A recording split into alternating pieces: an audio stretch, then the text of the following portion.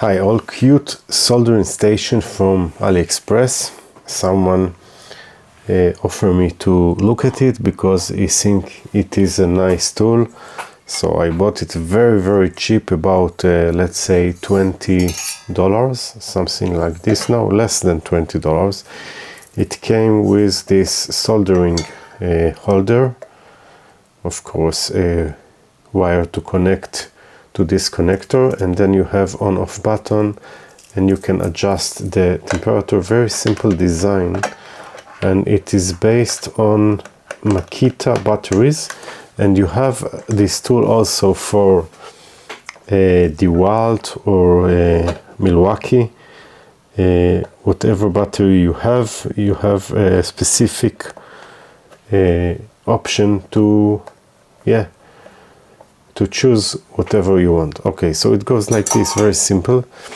I have here the Makita battery. You plug it like this, the battery below, and then you power it, and you can adjust the temperature. For example, the minimum, by the way, is 180 degrees Celsius, and yeah, you see it is going down, so probably it is measuring the real temperature of the iron.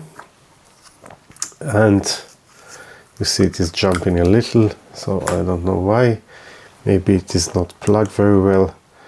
And then you can see it is not melting because temperature is low now. But if I will take it up, let's say to 350 degrees, this is already a good temperature for melting the for melting the solder.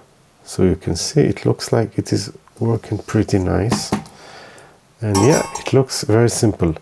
Now what is interesting is, of course, to see how the electronics look inside, because by the way, you can replace the head of the soldering iron. You remove the screw and you take it out, and this is like a general, like a Hako. It's the same, it looks like the same element, heating element.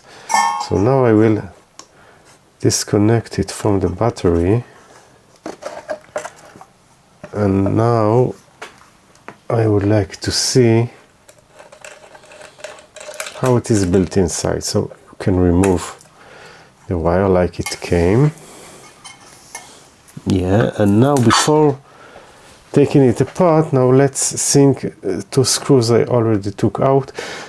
By the way, Torx screws, T10. And now I'm interested to see how it works. Basically, it's very simple. What you need to do is to measure the real temperature, and then power on and off the heating element till you get to the desired temperature. So design is basically very simple for this iron. Let's see what we have. Okay, so yeah, I'm trying to show. So we have the connector to the battery, of course, and then we have here a few chips, and we have also the LCD that we've seen, simple LCD, and then we have here a few chips. Yeah, so probably one of them is the microcontroller. Probably, I guess, one is the temperature measuring, and one of them is probably the MOSFET. So one of them is doing the turn on and off till the desired temperature, and there is also U4 here. The U4 is probably to set the microcontroller voltage 3.3 or 5 volt, whatever, I don't know. So very simple design, but you don't need more than this because it's more depends on the heating element and the soldering iron itself to set the power to the element and then measure the temperature back. So very simple design. Look nice, by the way. The wires are thick enough and they are short, so I don't see any issue. I would definitely recommend this one. because it looks quite well, and if you want to be portable and use the tools batteries that you already have when you're going out and you need to do some small fixes, so this is a good tool that I would recommend to order. By the way, the model is RH-T12. Maybe the T12 is the head of the heating element, I'm not sure, but yeah, I will leave a link in the video and you can use the link to order it. But before ending this video, I hope it is cool enough, I will show you how you remove.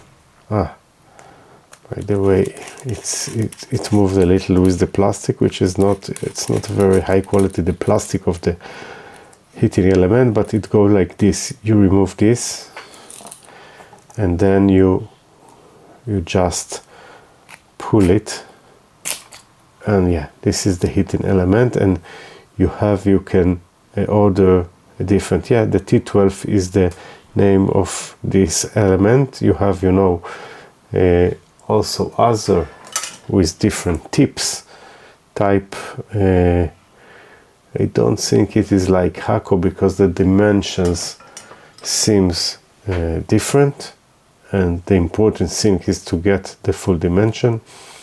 You just put it inside, yeah, you push it back, and then you have this holder, and then you have this closer, and then you can replace the heating element of the iron itself. Probably you can get more quality heads maybe from other vendor if the tip here or the connector will fit. So I guess it will work also with other, let's say, soldering iron with the same tip that can be plugged inside. I'm not sure if the reading of the temperature will be correct, but it will probably work. So that's all. Thank you and bye.